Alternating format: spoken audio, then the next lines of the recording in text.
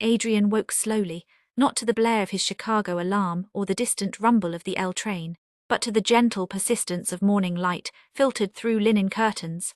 The first thing he registered was the weight of Finn's arm draped over his waist, and the steady, warm presence pressed against his back. He lay still for a long time, savoring the feeling. It wasn't just comfort, it was correction. Finn felt like the correct position, the home key in a piece of music, the spot where every tension finally resolves. When Adrian finally turned, Finn was awake, watching him with that soft, slightly amused expression that had always melted Adrian's meticulous composure. "Good morning, cellist," Finn murmured, his voice thick with sleep and affection. He reached out and brushed the hair from Adrian's forehead, his touch as slow and deliberate as a sustained note. "Good morning, composer," Adrian replied, resting his hand over Finn's heart, feeling the steady rhythm beneath his palm. "It's been a long time since I woke up without a sense of immediate professional dread." Finn smiled, a lazy, wide curve of his mouth. "That's the difference between a life lived for the stage and a life lived for the porch. The porch is far more forgiving." He pulled Adrian closer, their morning embrace a sweet tangle of limbs and rumpled sheets. It was a space free of performance, ambition or regret, just two men rediscovering the simple, perfect fit of their bodies and souls. "I love the way your eyes change color in the morning light," Adrian confessed, tracing the shadow beneath Finn's eye. "They go from slate to moss green, right where the sun hits them." Finn leaned into the touch, closing his eyes for a moment. "I love the way your mind works, that you notice the microtonal shifts in color. Nobody else sees that." "I learned it from you," Adrian said softly. "You taught me that everything holds an entire score if you just listen close enough." They lay there, trading silent observations and tender touches, creating a quiet symphony of domesticity. Finn's kisses were unhurried, affirming kisses that spoke of permanence and trust, rather than fire and flight. "Coffee," Finn eventually proposed, reluctantly pulling the duvet down. They moved together into the kitchen, the morning routine feeling less like a chore and more like an intimate dance. Adrian watched Finn meticulously grinding the beans, the same overpriced grinder he had bought, and realized that this, too, was a language of love. Finn wasn't just making coffee, he was curating a perfect sensory experience for Adrian, a quiet offering of devotion. When Finn poured the steaming coffee into Adrian's favorite old mug, a chipped ceramic piece his grandmother had owned, Adrian felt his heart swell with a powerful, almost painful tenderness. "I hate that you remember this mug," Adrian whispered, taking it from him. "Why?" "Because it means you remember everything," Adrian said, leaning into Finn, wrapping his arms around his waist from behind. "Every silly, insignificant detail of my life, even the ones I thought I had grown out of." Finn twisted in his arms, turning to face him. He took Adrian's face between his hands, his eyes intense and deeply loving. "Adrian, nothing about you is insignificant. Not your silly mug, not your perfect high A, and certainly not the way you laugh when you're not thinking about the critics." I held onto those details. They were the melody line that kept running through the decade of silence. They reminded me of what was real. He pressed a soft, lingering kiss to Adrian's lips. "I love you, Adrian," Finn said, the words simple and clean, like the first notes of a perfectly tuned instrument. "I have always loved you. Now, let's see if we can orchestrate a life that actually holds this truth." The silence that followed wasn't a rest note this time, but a foundation, heavy, solid, and utterly harmonious. Adrian knew then that whatever chaos Chicago and the world demanded, the ultimate balance would be found right here. In the sunlit silence of Finn's kitchen, the sun had climbed and begun its slow descent, pulling the shadows long across the wooden floor of Finn's bedroom. They had spent the afternoon trying to make sense of the inventory Adrian needed to sort, a futile, distracted effort that only proved how quickly their professional ambitions dissolved when they were within reach of one another. The air in the room grew thick with the unspoken consequence of their reunion, vibrating with an anticipation that dwarfed the urgency of any Chicago concert schedule. Adrian was sitting on the edge of the bed, a stray piece of his grandmother's ledger in his hand, but his gaze was fixed on Finn, who was standing by the window, ostensibly looking at the sea, but clearly looking for a reason not to cross the space between them. Finn turned and his eyes, a deep, molten grey, were alight with need. The controlled ease he usually wore was completely gone, replaced by a raw, demanding vulnerability. We can't keep pretending the physics of this house are strong enough to hold us apart, Finn said, his voice low and ragged. An octave deeper than usual, he crossed the room in 2 quick strides, taking the ledger from Adrian's hand and tossing it carelessly onto the floor. I don't want to pretend anymore, Adrian admitted, reaching up, his hands finding the familiar warmth of Finn's neck, pulling him down. The kiss that followed was a magnificent explosion, shattering the last fragments of the careful distance they had maintained. It was starved and desperate, the sound of 2 halves of a melody crashing back into sync. Adrian tasted the decade of separation, the loneliness, the ambition, the regret, and it was all immediately overwhelmed by the fierce, singular taste of now. Finn lifted Adrian, his strong arms sure and steady, and pressed him back onto the mattress. His weight settled over Adrian, heavy and utterly familiar, a reassuring pressure that Adrian instinctively welcomed. I miss this, Finn breathed out against Adrian's jaw, scattering kisses along the vulnerable curve of his neck. I miss the language of your skin. I miss the way you sigh when I touch you right here. Adrian arched into the touch, a low, uncontrolled moan escaping him. Don't talk, just play, he whispered, urging Finn on. Finn took that command and ran with it. He stripped away the layers of clothing with a concentrated focus that mirrored his composition work, treating each piece of fabric as a hurdle to be cleared. His hands were everywhere, strong, artistic and entirely reverent. Adrian felt a deep, profound joy in the knowledge that Finn's touch was not just physical, but recognition.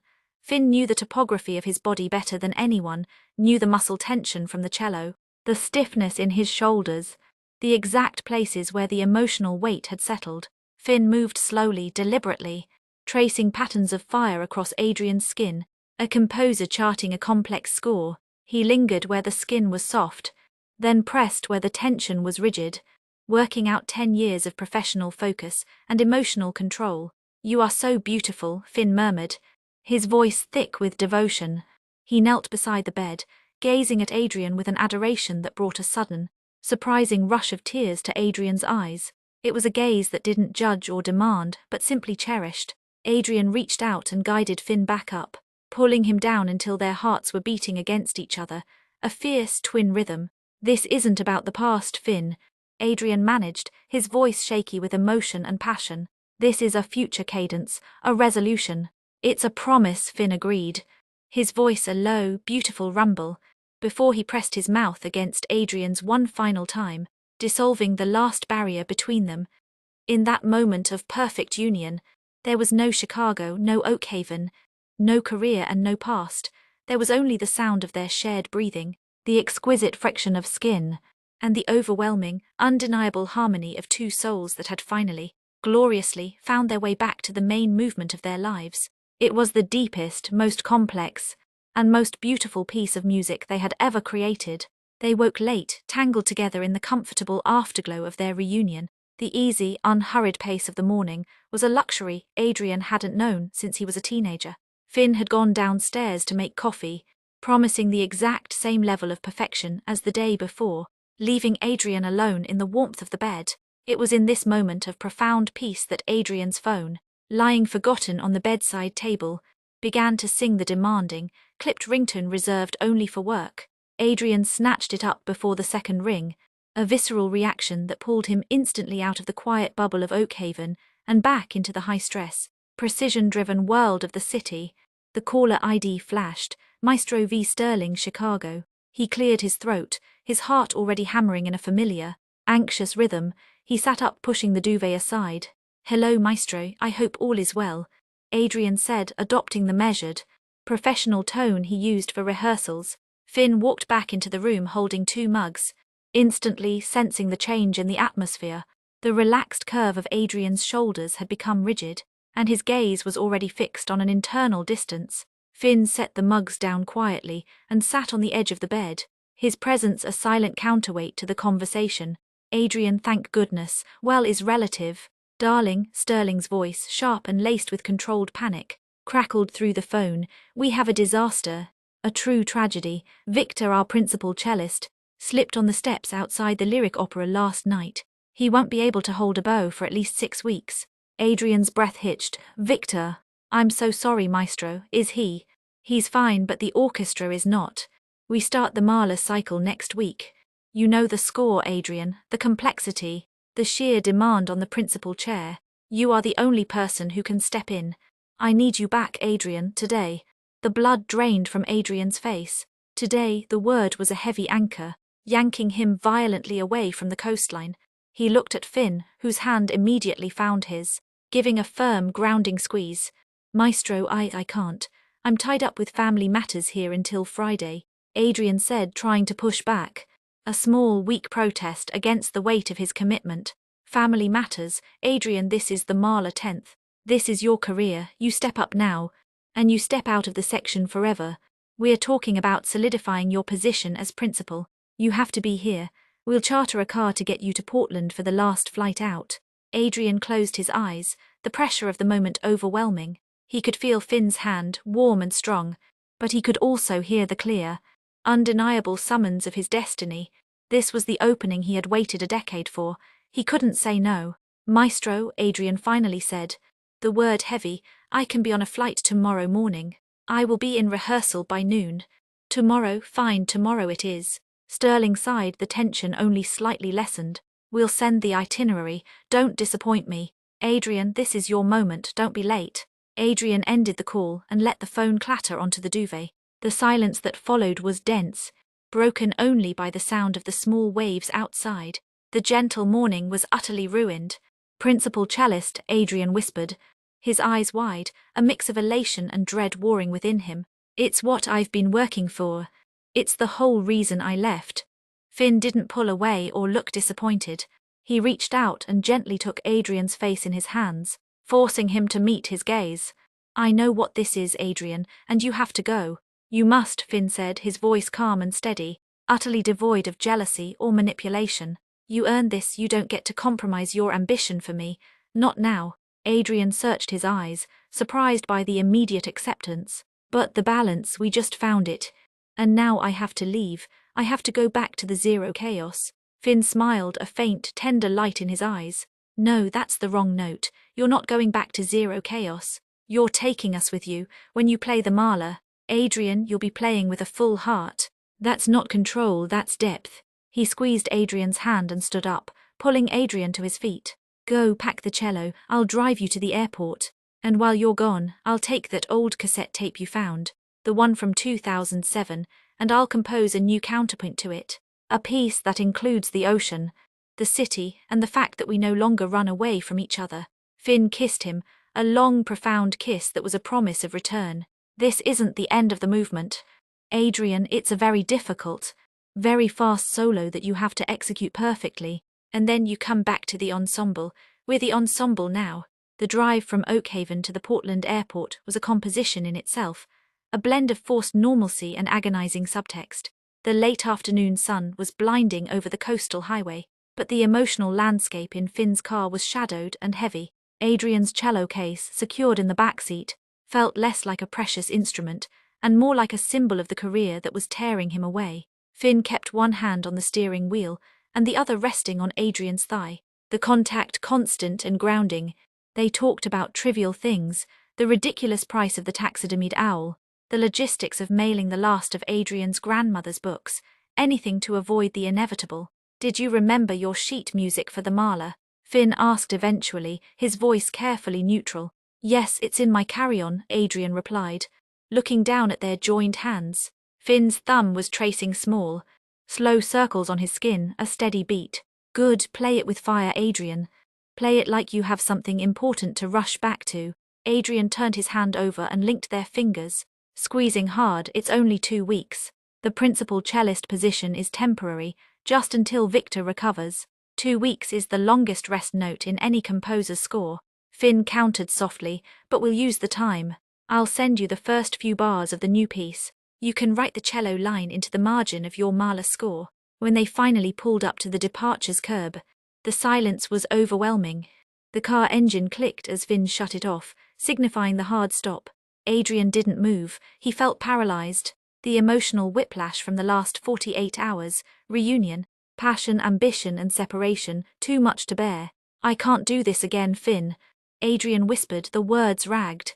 I can't go back to pretending you don't exist for the sake of a perfect career. Finn turned in his seat, taking Adrian's face between his hands, looking into his eyes with a love that felt absolute, a promise etched in stone.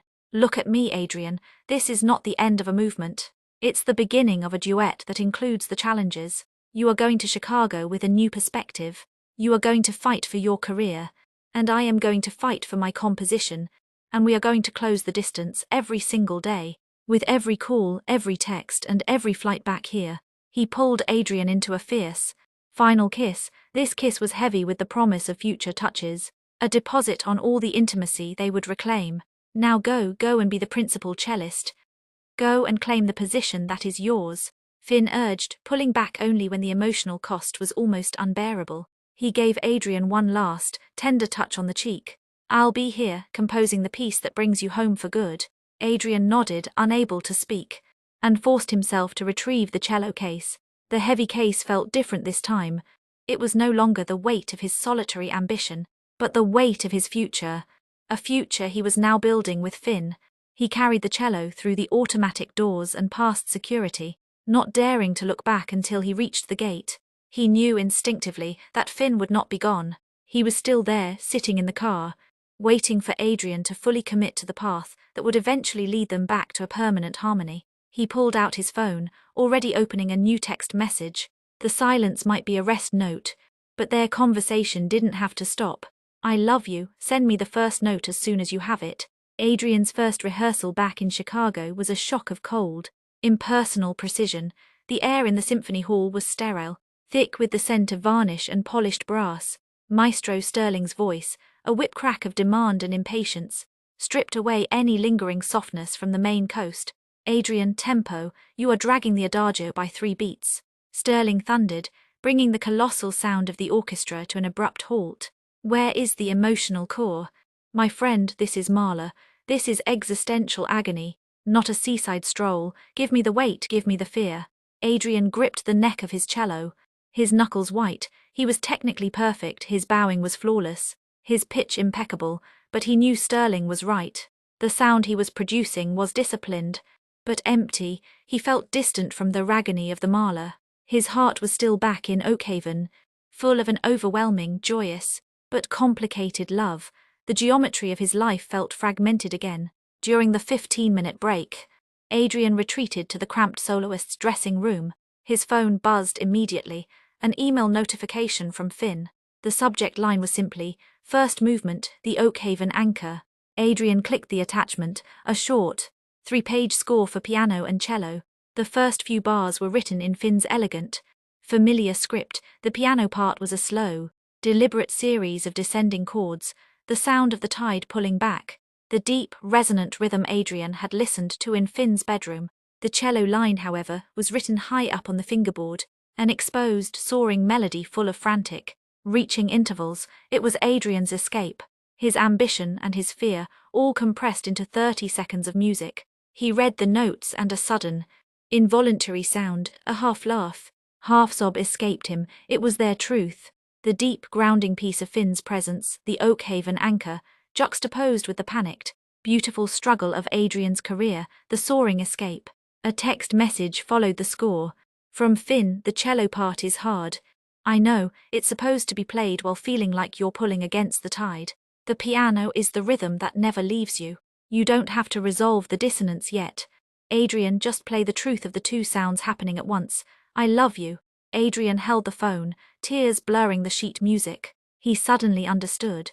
He wasn't supposed to choose between Oakhaven and Chicago, or between Finn and the principal chair. He was supposed to play the counterpoint. His life was the score, and Finn was teaching him how to weave the separate voices into a richer, more complex whole. He tucked the score into the back of his Mahler folder and returned to the stage, the heavy silence of the orchestra waiting. Right, Sterling snapped. From bar 72, Adrian, and this time find a soul. We're not playing Muzak. Adrian placed his bow on the string. He didn't think about the Mahler or the maestro or the critics. He thought about Finn, about the steady beat beneath his hand, the way his eyes changed color in the morning light, and the honest, wrenching struggle in the melody line of his new score. He played. The sound that left his cello this time was different.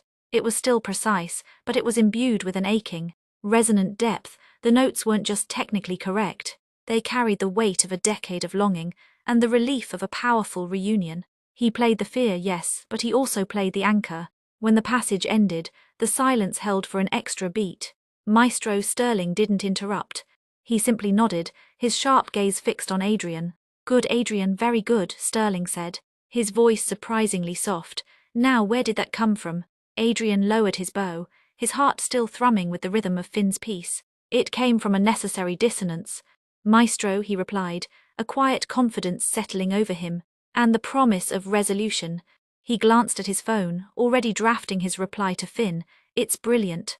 The hardest passage I've ever played. But it's the only true music I've made all week. Thank you, I miss you desperately." The Symphony Hall in Chicago was a temple of sound, intimidating and immense. Tonight was the opening of the Mahler 10th cycle, Adrian's first performance as principal cellist. The house was sold out, the atmosphere electric, and the pressure on Adrian was a palpable physical weight. He sat on the principal's chair, the massive orchestra tuned around him, the air heavy with hushed expectation. Maestro Sterling was a silhouette on the podium, raising his baton.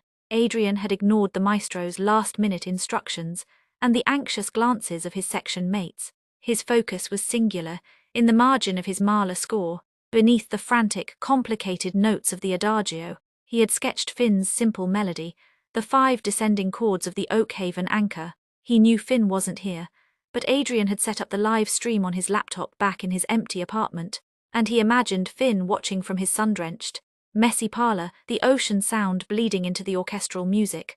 The movement began, immense and soul-crushing, exploring the Mahler's themes of agonizing, unfulfilled love. When Adrian's principal solo arrived, the entire orchestra dropped away, leaving only his cello exposed, raw and terrifyingly alone, to carry the weight of the emotion. This time Adrian didn't play technically. He didn't play for perfection. He closed his eyes and played for Finn. He channeled the chaotic, soaring melody Finn had sent him, the sound of Adrian fighting against the current, but underneath that striving, high-pitched struggle, he anchored the tone with the deep, steady resonance of Finn's coastal rhythm.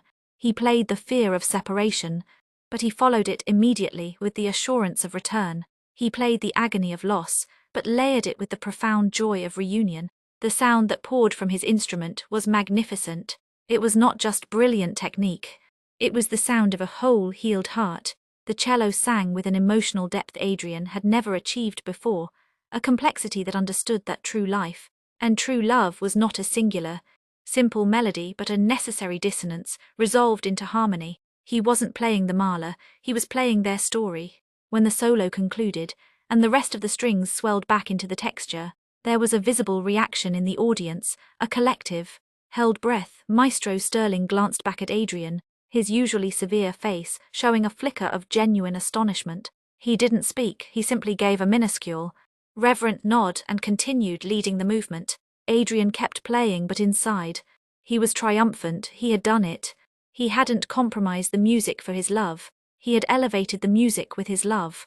He had successfully orchestrated the counterpoint of his life. The rest of the performance was a blur of successful collaboration. When the Mahler finally ended, the silence was overwhelming, followed by a thunderous, immediate standing ovation. Adrian, usually detached from the fervor, felt the heat of his success, but it was hollow. He knew who he needed to share it with. He hurried off stage, ignoring the maestro's hand and the effusive compliments from his section. He found the nearest quiet, curtained corner backstage and pulled out his phone. Before Adrian could even dial, a text message from an unknown number, Finn's temporary cell, flashed across the screen. From Finn, the soaring escape finally found its anchor. "Adrian, that was the most beautiful sound I have ever heard. I heard the ocean in your tone. You played us Come Home Now." Adrian leaned his head against the cold brick wall, relief and elation washing over him. He was the principal cellist. He was celebrated and his ambition was secure, and his love was waiting. He replied simply, "On my way, booked the first flight out tomorrow. I need to resolve the entire composition, Finn." Adrian landed in Portland just before noon. The bright, clean air of Maine, a profound physical relief after the pressurized exhaustion of Chicago. He didn't have to wait. Finn was there, leaning against his old car, his hair ruffled by the coastal wind, looking exactly like the beautiful, steady anchor Adrian needed. The reunion at the airport was quiet but intense. No grand gestures were needed. Adrian simply walked straight into Finn's arms, burying his face in the familiar scent of sandalwood and sea salt. It was the deepest breath he had taken since leaving Oakhaven. "The principal cellist is home," Finn murmured, his voice thick with emotion, holding Adrian close enough that their heartbeats finally synced. "The principal cellist is just Adrian, and he's exhausted and desperately in love with his composer," Adrian corrected, pulling back just enough to capture Finn's lips in a long, lingering and immensely grateful kiss. The drive back to Oakhaven was nothing like the fraught journey 2 weeks earlier. The atmosphere was light, buoyant with the promise of a shared future. They settled in Finn's parlor, the sun streaming onto the old grand piano. Adrian had laid his cello case down near Finn's composing desk, a symbolic placement of their two worlds. "The maestro wants me back for the rest of the season," Adrian admitted, the contract details now needing to be addressed. "Victor's recovery is slow. It's the opportunity of a lifetime, but I told him I need to negotiate my travel schedule. I can't live there full-time anymore." Finn, who was sitting on the piano bench, motioned for Adrian to join him.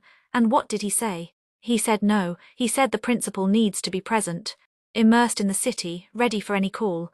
I told him I'd call him back with my decision tomorrow." Adrian turned to face Finn, taking his hands. "Finn, I can't lose you again for a schedule." Finn smiled, a slow, deliberate expression of wisdom and commitment. "Adrian, you spent 10 years proving you could succeed without me. Now we prove you can succeed with me. You can't quit the path you fought for, but you don't have to live in Chicago's rhythm either." He stood up, pulling Adrian to the center of the parlor floor. "This house is old, the electricity is spotty, and the heating is a joke, but I love it, and my composition work demands this isolation. Your work demands the city." Finn looked straight into Adrian's eyes, the moment full of profound significance. "So we buy the house next door, your grandmother's place. It's got a massive studio room overlooking the ocean. You base yourself here, we merge the gardens. We build a soundproof glass walkway connecting the two parlors, a permanent, physical bridge between my quiet and your noise. You fly out for the concerts and the mandatory rehearsals, and you spend the rest of the time composing your life with me here." The idea was audacious, perfect, and utterly Finn, a physical representation of their counterpoint, two distinct, necessary spaces, connected by a permanent, transparent harmony. Adrian felt the last residue of his internal conflict dissolve. This wasn't compromise, it was an expansion. It was the only way to achieve true balance. "We'll need soundproofing for the glass walkway," Adrian managed, his voice thick with emotion. "I can't have my C-minor scales bleeding into your composition time." Finn laughed, a pure, unrestrained sound that echoed in the parlor. "Darling, your C-minor scales are my composition time. They always have been. The dissonance is what makes the harmony rich." He took Adrian's face in his hands, pressing a deep, enduring kiss to his lips. A kiss that tasted like saltwater and mahogany, and the promise of a future built on both love and music. "Call the maestro," Finn whispered against his mouth. "Tell him you accept the principal position, but only on the condition of flexible travel, and tell him that the reason your playing has found its soul is because you finally found your home base, and your partner." Adrian looked at the massive piano, then at his own cello case, and finally back at the man who was his entire world. He saw the geometry of their life, two distinct lines that ran parallel, but were now permanently connected by a powerful, brilliant bridge. He reached for his phone, ready to make the call. The rest of the score, he knew, would be written together, note by beautiful, imperfect note. 18 months later, the glass bridge was complete. It wasn't a sleek, modern architectural marvel, but a simple, sturdy structure of reclaimed wood and reinforced glass, perfectly bridging the 15 feet between the back porch of Finn's Victorian and the new, soundproofed sunroom built onto Adrian's grandmother's house. It was the physical embodiment of their resolution, a beautiful, transparent link between two distinct lives. Finn used the parlor in his house for his composition, the isolation and the constant sound of the ocean essential for his writing.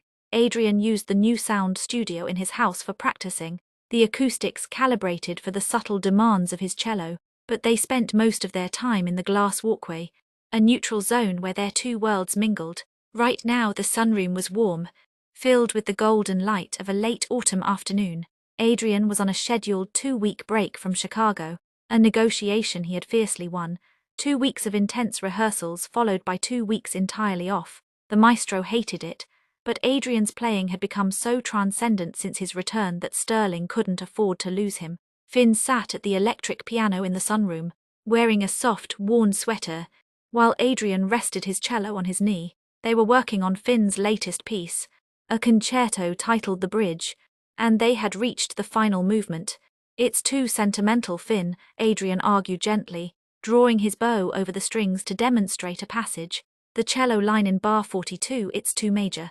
It needs that sharp, unresolved ninth, the reminder that the harmony is unstable, that we have to work for it." Finn nodded, his fingers hovering over the keys. "You're right, we can't forget the turbulence.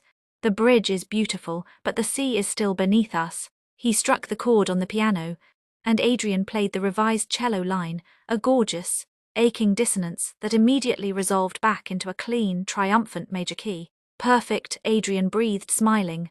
"That's our life, constant resolution." Finn stood up, rounding the piano. He took Adrian's hand, pulling him to his feet and leading him out of the soundproofed room and onto the glass bridge. They stopped exactly in the middle. Below them, the gardens they had merged now flowed together seamlessly, and the vast, cold Atlantic stretched out toward the horizon. "I love this," Adrian said, leaning back against the glass railing, his arm curving around Finn's waist. "I used to think my life was this." He gestured toward the city of Chicago, far in the distance, and that this was the impossible dream. He leaned his head against Finn's shoulder. "You taught me that the biggest difference between the great soloists and the average ones isn't the technique. It's the ability to find the stillness in the impossible passages.